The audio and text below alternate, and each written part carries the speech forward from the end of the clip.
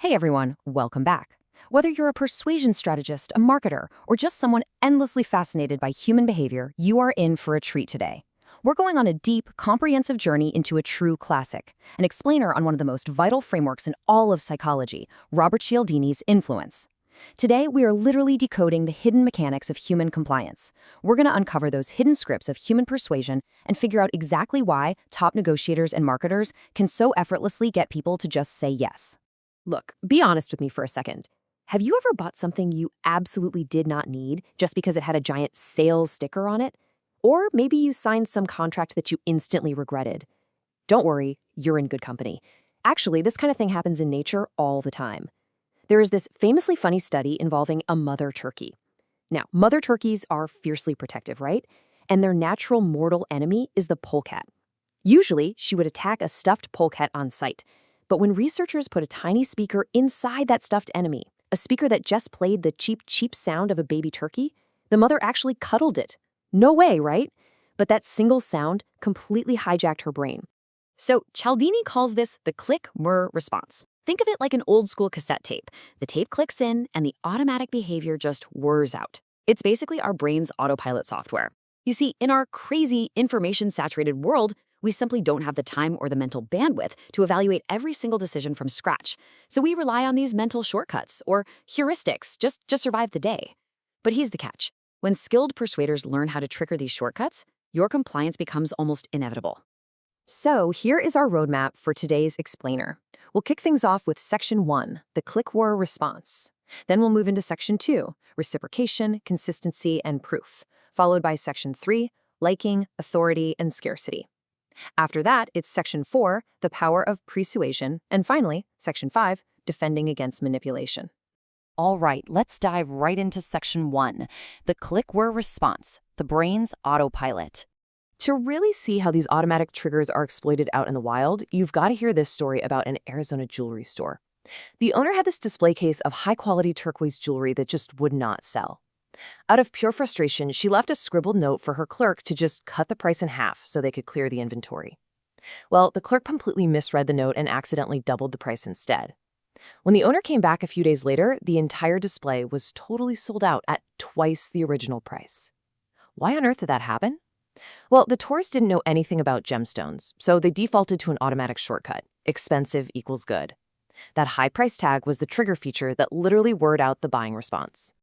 Moving right along to Section 2, reciprocation, consistency, and proof, the social web.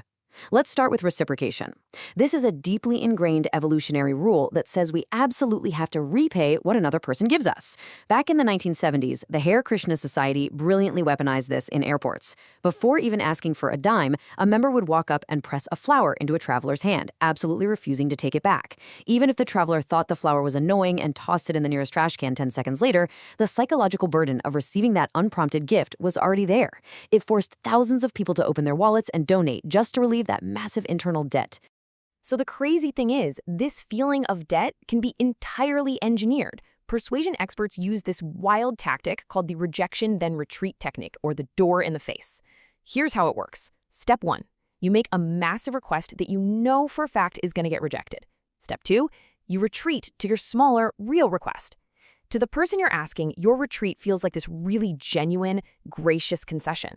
And because of that rule of reciprocity we just talked about, they feel this overwhelming urge to match your concession with one of their own, which they do by saying yes to the smaller request. Just look at the dramatic jump in the compliance data here.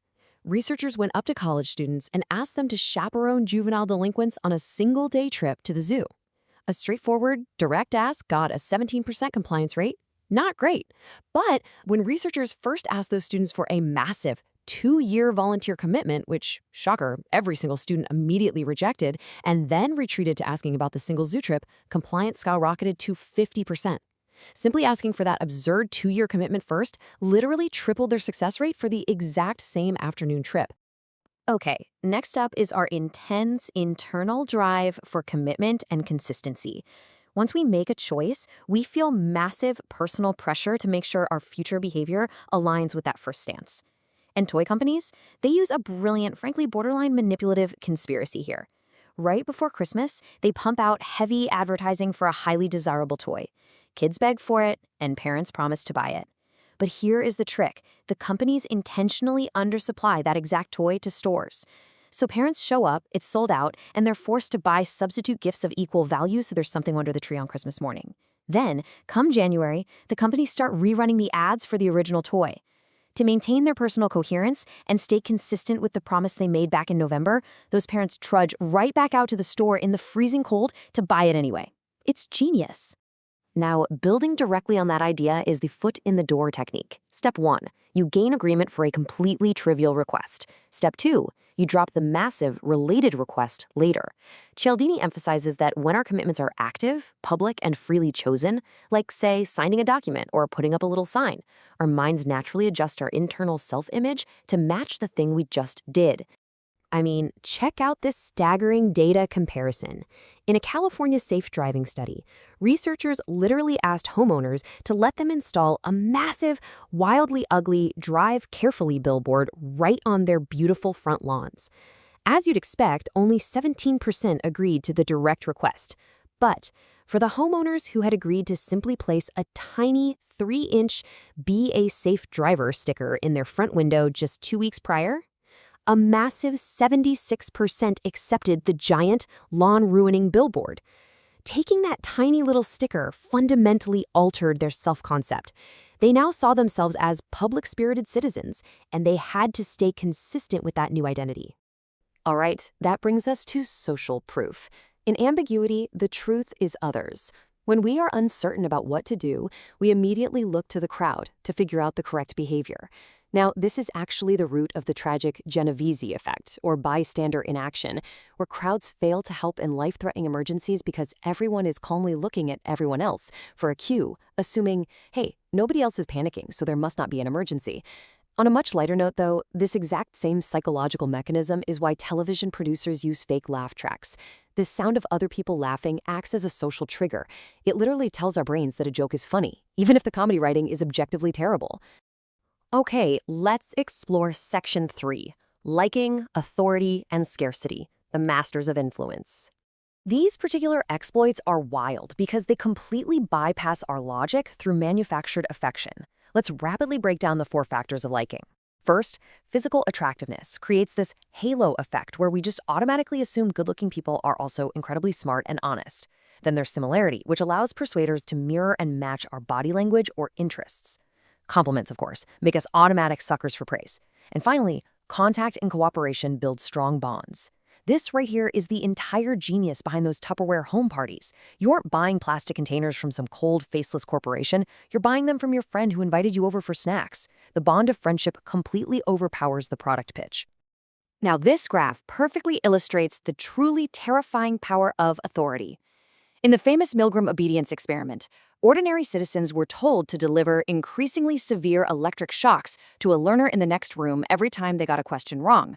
Before the study, experts confidently predicted that less than 1% of people would go all the way to the maximum potentially lethal voltage. The shocking reality? 65% of ordinary, everyday people administered the absolute maximum shock, simply because a man in a gray lab coat firmly instructed them to continue. The mere presence of authority completely bypassed their human moral compass. And honestly, the craziest part? Persuaders don't even need real authority to influence us. They just use the superficial symbols of it.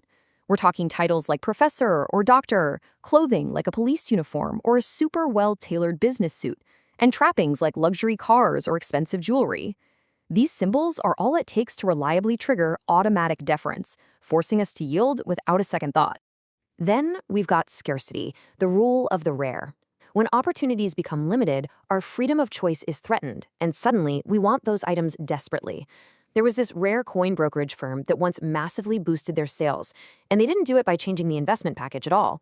No, they simply added a single warning to their promotional letters, stating that market restrictions were about to make the coins completely unavailable. The immediate threat of losing that opportunity triggered an absolute emotional feeding frenzy among the investors. Let's transition over to Section 4, the power of persuasion, setting the stage. To really understand this modern hacker's method, where you systematically arrange the stage and prime the mind right before the actual pitch is delivered, just look at this mall shopper study. When researchers walked up to mall shoppers and asked them directly to take a lengthy survey, only 29% agreed. But then they tried a new tactic. Right before asking for the survey, they asked a persuasive question. They just asked, "Are you a helpful person?" Well, almost everyone naturally said yes to that. By forcing the shoppers to publicly declare and focus on their own altruistic identity first, compliance for the actual survey absolutely soared to 77%. They essentially paved a completely smooth runway for compliance before the real pitch even started. And that brings us to our final section, Section 5, Defending Against Manipulation, the software patch. So the big question is, how do we actually protect ourselves from all of this? Now, we definitely do not want to suppress our mental shortcuts entirely, right? We'd be completely paralyzed trying to make basic, everyday choices. But we absolutely need a software patch to defend against intentional manipulation. So here are your actionable defenses. First, to break that unseen web of reciprocity, you have to actively redefine the offer. In your mind, reclassify a fake gift as a calculated sales trick. Once you do that, the obligation to repay vanishes instantly. Second, to fight false consistency, listen to your stomach sign.